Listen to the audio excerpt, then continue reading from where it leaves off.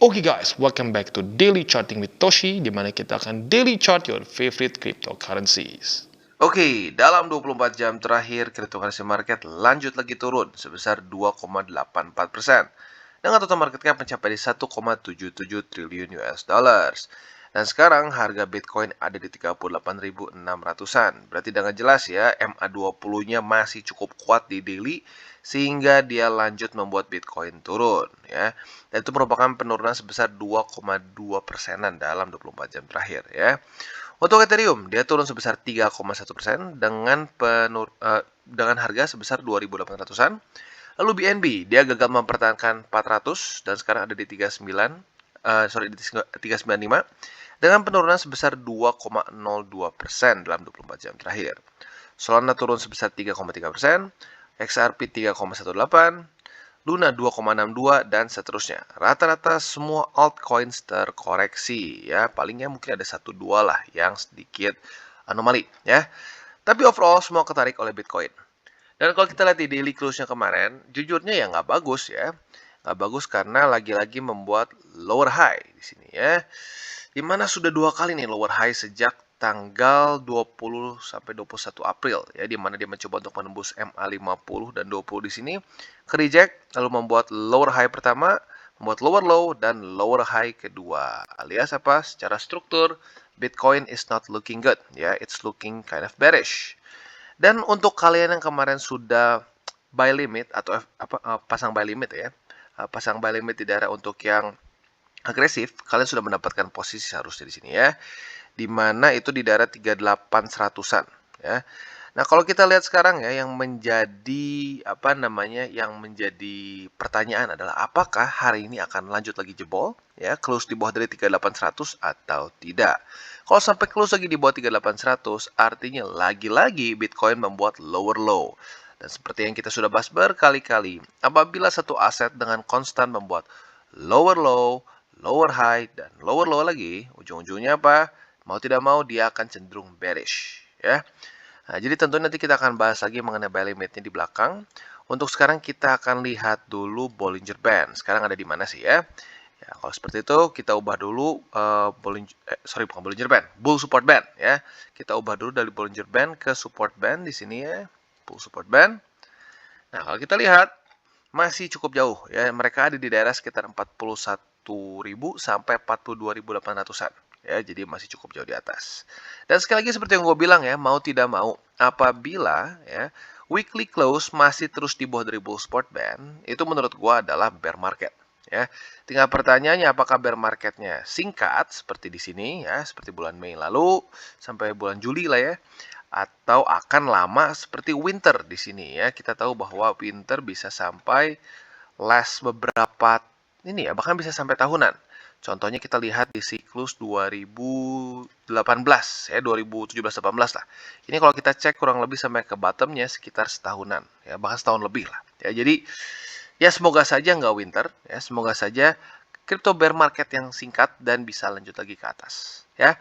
Dan untuk DXY itu adalah indeks dolar, kita cek juga hari ini seperti apa. Kemarin sih masih meningkat tapi mulai ketahan.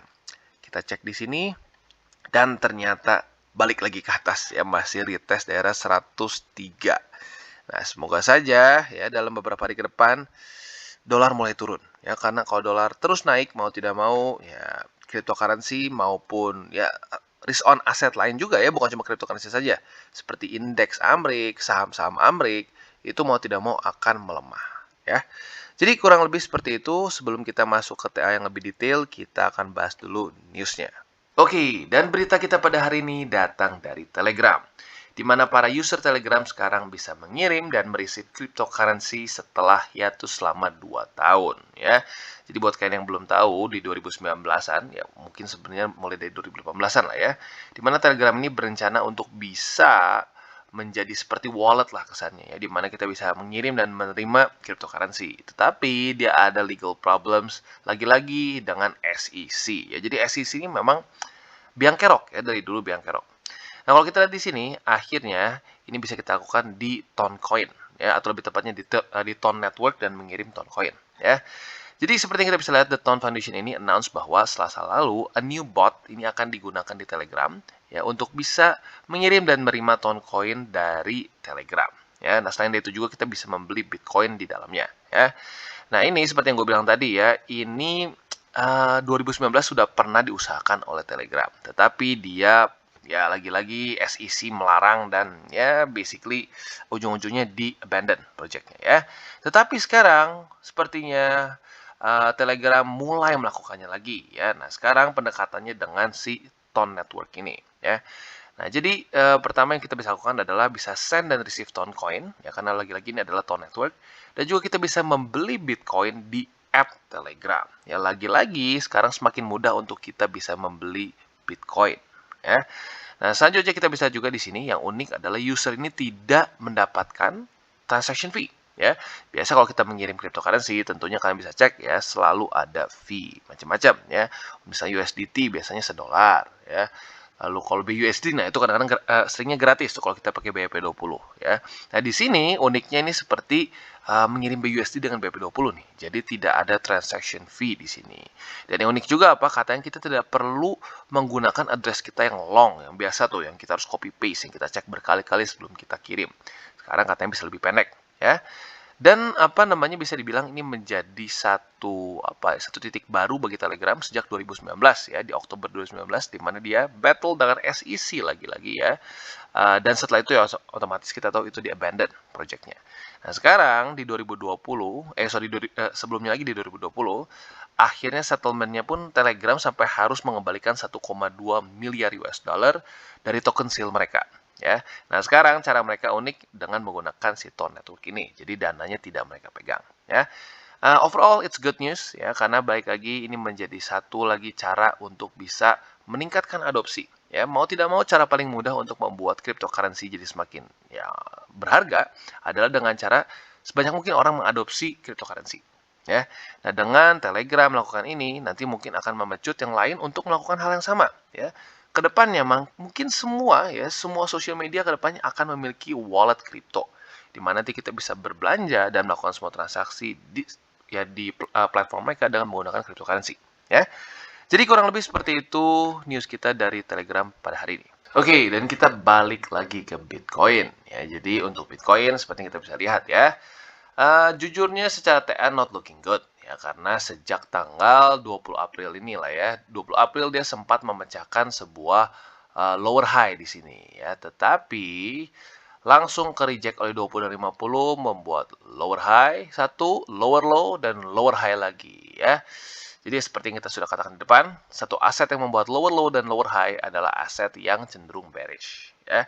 Nah, sekarang yang menjadi PR seperti yang kita juga sudah katakan di depan adalah apakah dia bisa bertahan di atas dari 38.100. Karena kemarin sudah di-retest di sini ya. Sudah di-retest dan masih cukup kuat. Nah, sekarang pada hari ini kita lihat apakah dia masih lanjut bisa menjadi support yang cukup baik atau tidak ya.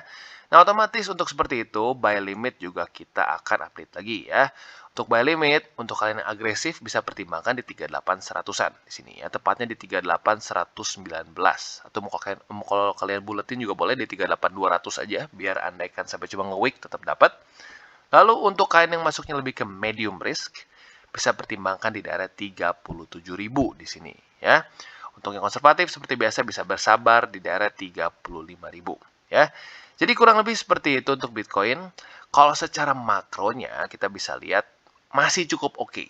Tetapi kalau kita lebih zoom in, ya kita lihat sendiri pada faktanya dalam beberapa minggu terakhir, price action Bitcoin is really bad. Ya, dia cenderung terus membuat lower low dan lower high, lower low, lower high. Jadi untuk short termnya, BTC masih cenderung bearish. Tapi untuk lebih ke makronya, secara price action makro, not that bad.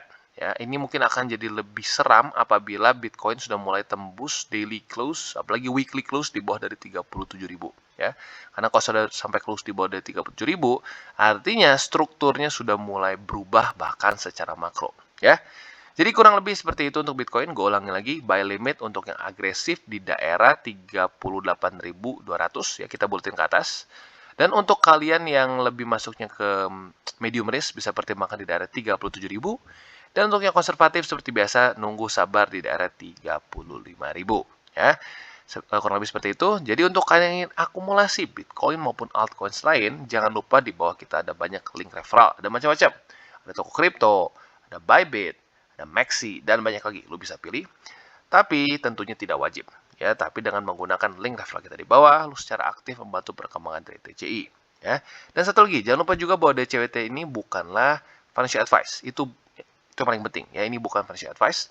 Dan yang kedua, ini bukanlah bagi-bagi sinyal. Tujuannya adalah sekali lagi untuk membiasakan para subscriber gua untuk bisa charting.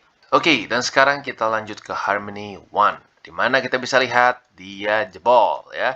Kemarin bukan cuma jebol, tapi breakdown ke daerah 8, ya sekitar 9 sen kalau kita buletin ya. Dan lucunya kalau kita lihat berhentinya tepat di garis yang kita buat ya. Kalian boleh cek ke DCWT kemarin ya. Garis ini gue udah buat dulu dari kemarin ya. Jadi tepat berhenti di struktur resisten di sini ya. Jadi ini dia ya, kalau orang bertanya, Bang, sebenarnya TA bener-bener works nggak sih? Ya works gitu, asalkan pakainya bener ya. Jadi untuk kalian yang sudah nunggu buat buy limit di sini ya, kemarin sudah kena tentunya ya. Tapi balik lagi ya, gue kasih tahu bahwa ini juga menjadi bukti bahwa pentingnya kita charting altcoins ya. Ada beberapa orang yang berpikir seperti ini, wah bang, buat apa kita capek-capek charting altcoins? Kan katanya semuanya ngikutin BTC. Ya udah, kalau BTC drop berarti yang lain juga drop kan? Benar. Tetapi lu bandingkan ya, ini Harmony bandingkan dengan BNB. Bagusan mana? Walaupun sama-sama drop. Tentunya bagusan BNB ya. Tebak kenapa? Karena struktur dia masih ada ya, dia masih punya support-support di bawah. Sementara Harmony sudah tidak punya struktur lagi, dia sudah habis di sini ya. Jadi dia jauh lebih gampang untuk drop. Gitu. Dia mengandalkan struktur-struktur yang jauh di belakang. Nah, kalau begitu artinya apa? In recent moment gitu ya, dalam momen-momen yang baru ini, Harmony kehilangan momentum dan volume. Ya, jadi ya, baik lagi. Ya, ini pentingnya kenapa kita charting altcoins. Karena kecenderungannya apabila altcoins yang secara struktur jebol, itu akan lebih gampang ketarik oleh Bitcoin. Ya, sama seperti itulah yang sering gua gunakan, apa namanya, satu perumpamaannya ya. Ini seperti anak ya yang tenggelam di kolam. Nah, pertanyaannya, lebih gampang menyelamatkan anak yang tenggelam pakai ban, apa namanya, pakai pelampung atau pakai ya yang nggak pakai apa-apa gitu. Nah, altcoins yang sudah jebol supportnya semua itu seperti anak yang tenggelam tanpa pelampung. Kalau misalnya kayak BNB yang masih ada nih pelampungnya, ya ini anggaplah pelampungnya seperti bocor, tapi masih lebih gampang buat ditarik dibandingkan dengan yang tidak pakai apa-apa, gitu ya. Jadi kurang lebih seperti itu ya untuk Harmony. Dan untuk buy limit sebenarnya kemarin sudah kena di sini ya, berarti tinggal sisa satu lagi di daerah 6 ya sekitar 6 sen di sini ya, dan masih cukup jauh ke bawah. Nah, ini bisa kena nggak? Ya, menurut gue bisa aja, andaikan Bitcoin lanjut lagi bearish, ya, sampai ke daerah 35, apalagi 30, ya. Ya, menurut gue sangat possible Harmony bisa sampai ke daerah 6 sen di sini, ya. Maka dari itu jangan lupa untuk perhatikan portofolio lo. Ya, walaupun Harmony secara project oke, ya gue pernah bahas juga sebelumnya. Walaupun jujurnya gue lebih prefer beberapa layer 1 lain dibandingkan Harmony. Kalau bisa dibilang ini kan dalam satu genre dengan Polkadot, Cardano, dan lain-lain, gue lebih prefer yang lain lah. Tapi nggak berarti ini jelek, si Harmony. Ya. Tapi jangan lupa, market cap dia masih jauh lebih kecil dibandingkan Bitcoin. Maka dari itu, kalian harus adjust portofolio kalian dengan benar. Ya. Seperti yang gue sudah bilang berkali-kali sebelumnya ya, portofolio gue terbesar BTC, ya, lalu selanjutnya ETH, dan baru altcoins lain yang punya apa namanya fundamental yang bagus. Tapi artinya apa? Artinya secara persentase di portofolio gue nggak sebesar BTC, ETH, dan lain-lain. Ya. Jadi kurang lebih seperti itu untuk Harmony One. Oke, dan selanjutnya kita masuk ke BNB. Nah, untuk BNB kita bisa lihat dengan sangat jelas kemarin ke-reject oleh MA20 di daily dan juga ke-reject oleh 410. Yaitu adalah sebuah struktur yang kalian sudah tahu adalah struktur yang sebenarnya cukup oke sebelumnya ya, cukup oke sebagai support. Tetapi jebol dan akhirnya ya seperti yang kita tahu support yang cukup kuat bisa berubah menjadi resisten yang kuat juga ya. Nah, jadi sekali lagi ini bukti lagi bahwa technical analysis works, tetapi sebagai tool bukan sebagai dukun ya. Nah, jadi selanjutnya yang menjadi PR bagi BNB adalah tentunya reclaim daerah 394. Karena kemarin ya atau lebih tepatnya jam 7 pagi tadi, sayangnya BNB close di bawah dari 394 ya. Dia close di bawah dari sini dan sekarang ya walaupun dengan note sekarang dia sedang berusaha naik ke atas, ada possibility dia reject lagi dan turun. Nah, kalau sampai dia turun, kemungkinan besar target dia, ya kemungkinan besar target dia ini akan drop sampai ke 385,7 di sini ya. Di mana ini adalah sebuah struktur support baru yang terbentuk pada tanggal 26 dan tanggal 27 April lalu ya, alias waktu drop dia kemarin ya. Nah, tinggal pertanyaannya satu, apakah dia akan cukup kuat untuk reclaim lagi atau malah jebol ke daerah 385? Ya, dan kalau sampai dia turun ke 385, apakah dia akan close di bawah lagi atau tidak? Kalau sampai dia close di bawah lagi, ya, dan seperti ini, retest lagi dan ini menjadi resisten, that's really bad secara technical analysis, ya. Artinya, ya, BNB terus membuat apa? Lower high dan lower low, ya. Seperti yang sudah kita katakan berkali-kali di DCWT dan di video tadi di depan, aset yang membuat lower low dan lower high adalah aset yang bearish, ya. Nah, jadi tentunya harapan kita adalah pada hari ini, andaikan sampai dia nggak bisa reclaim 394, ya minimal jangan sampai jebol 385, ya. Jadi kurang lebih seperti itu untuk BNB, dan untuk buy limit kita ada sedikit perubahan, ya. Jadi buat yang agresif kemarin tentunya udah kena, ya. Nah, sekarang yang agresif digeser ke bawah sedikit, ya. Untuk yang agresif yang sekarang di daerah 385,7. Nah, untuk lebih ke mediumnya, jujurnya nggak ada ya, karena ini jujurnya secara struktur sedikit bikin kagok lah kesannya ya. Jadi mungkin buat sini langsung loncat ke konservatif. Jadi untuk yang agresif di 385 dan untuk yang konservatif bisa pertimbangkan di 356,8 ya. Jadi kurang lebih seperti itu untuk BNB. Oke, dan selanjutnya kita masuk ke Solana. Untuk Solana kita bisa lihat buruk ya. Satu kata aja, buruk secara price action ya. Karena kenapa nih? Ada satu daerah yang dimana BTC dan beberapa alts lain itu masih bertahan, Solana sudah jebol ya. Jadi kita ingat pada tanggal 26 April di sini ya, BTC drop ya karena kepukul oleh MA20 dan dia drop secara signifikan ya. Lalu kita bisa lihat rata-rata ini berubah menjadi struktur daerah jebol tanggal 26 Maret pada tanggal 26 April di sini ya, dari BTC, lalu untuk BNB juga ya menjadi satu daerah support. Tetapi untuk Solana sejak jebol tanggal 26, sekarang close daily-nya di bawah dari tanggal situ ya. Artinya lagi-lagi membuat lower low. Jadi sudah sangat jelas Solana secara price action is bearish ya, even more dibandingkan dengan BTC, BNB dan lain-lain ya. Jadi untuk sekarang targetnya jelas ya. Target untuk Solana ini adalah mencapai ke daerah $88 lebih 33 sen. Kecuali kalau tiba-tiba BTC menemukan momentum rally sampai ke daerah 39 atau 40 ribu, ya mungkin Solana akan retest MA20 di daily di sini ya. Tapi apabila BNB lanjut turun atau bahkan sideways aja ya, menurut gua Solana akan lanjut turun ke $88 lebih 33 sen ya. Jadi untuk sekarang buy limitnya masih sama ya untuk Solana ya, di daerah $88 lebih 33 sen dan juga di daerah $78 lebih 84 sen ya. Jadi kurang lebih seperti itu. Dan overall kita lihat di weekly ya, dengan jelas ya MA50-nya kemarin cukup kuat ya, dan struktur-struktur beberapa di sini juga masih cukup kuat, sehingga ya Solana overall masih secara momentum nggak cukup baik ya. Oke, dan selanjutnya kita update AVAX ya, dan AVAX juga ini menjadi satu contoh technical analysis yang cukup rapi ya, sayangnya ke bawah rapinya ya. Dimana kita bisa lihat sebelumnya di daerah $70 lebih 6 sen ini sempat menjadi support sekali ya. Tetapi besoknya langsung jebol ke bawah. Lalu besoknya lagi dia mencoba untuk retest, dan apa yang terjadi di sini? Rejectionnya sangat-sangat jelas sekali ya. Dia sampai sempat ke daerah 71,97 ya. Tetapi ke reject sampai close-nya di bawah dari $70 lebih 6 sen di sini. Dan apa yang terjadi? Sudah ke reject sekali, reject 2 dan jebol ke bawah. Ya, jadi ini satu struktur klasik ya. Support becomes resistant. Support yang ya nggak harus kuat juga sih, sebuah support yang kejebol dengan momentum yang cukup kuat dan di retest gagal untuk di reclaim, biasanya akan menjadi resisten yang cukup buruk dan akan menjadi resisten cukup kuat dan akan membuat harga jebol ke bawah ya. Nah, jadi untuk sekarang targetnya jelas ya, untuk AVAX ke daerah $59 lebih 84 sen ya. Nah, di sini kita bisa lihat ada dua support ya. Yang pertama adalah support struktur yang terbentuk pada tanggal 22 dan 23 Januari ya. Dan yang kedua di sini juga ada Fibonacci retracement ya. Jadi semoga saja confluence dua support ini bisa menjadi cukup kuat untuk membuat AVAX lanjut lagi ke atas atau minimal bertahan ya. Jadi untuk efek sekali lagi gue ulangi, untuk bukan price action, tapi untuk buy limit bisa pertimbangkan di daerah $59 lebih 84 sen. Ya, oke, dan Matic juga nggak mau kalah ya, nggak mau kalah jebol.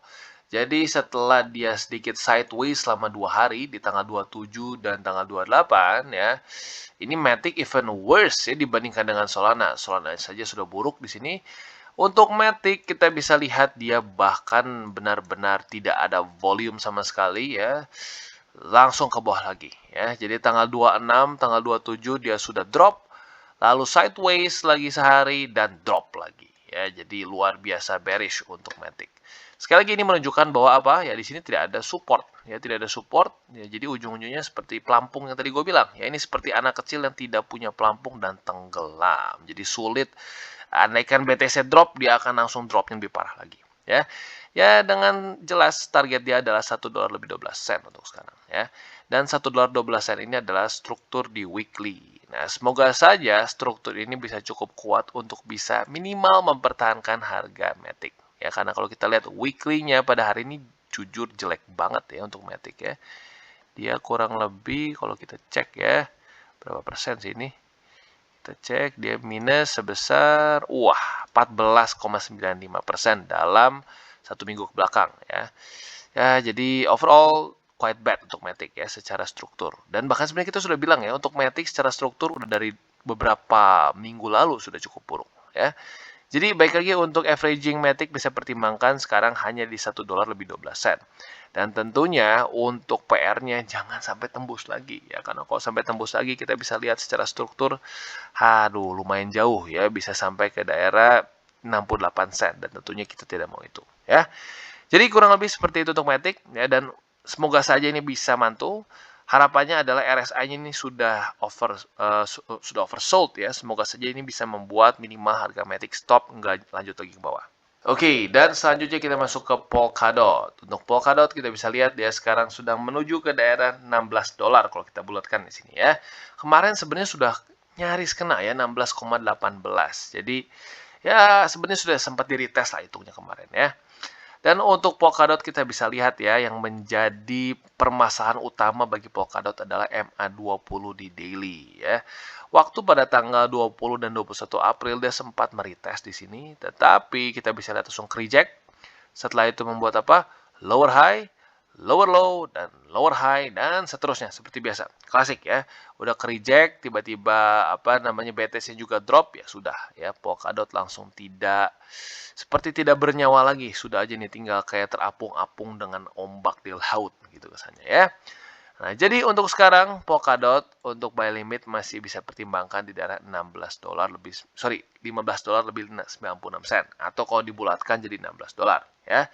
Nah, kalau sampai ini jebol juga, siap-siap target selanjutnya adalah daerah $10 lebih 89 sen ya. Jadi ya baiknya ini cukup bikin deg-degan sebenarnya ya. Dan semoga saja daerah $16 ini cukup kuat, karena kalau kita tarik lagi ke belakang sebenarnya di sini juga ada daerah, sayangnya daerah supply dulu ya. Semoga saja bisa cukup kuat untuk menahan harga Polkadot. Karena sekali lagi gue ingatkan, apabila $16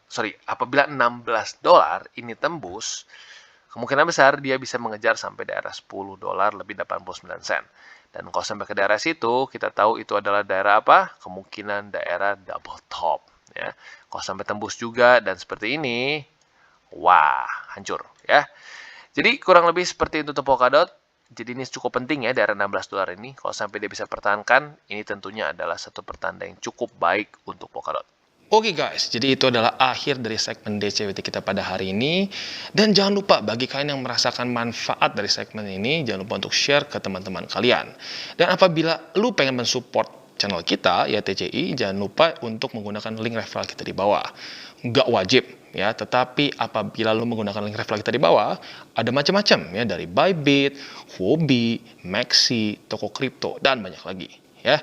Ya, walaupun nggak wajib, tapi kalau menggunakan link referral kita, lu secara langsung membantu perkembangan dari TCI. Dan satu lagi, jangan lupa juga untuk join Telegram group kita, di mana kita bisa ngobrol-ngobrol santai mengenai dunia cryptocurrency secara dua arah. So, jangan lupa untuk like, subscribe, klik the bell icon, and see you on the next video.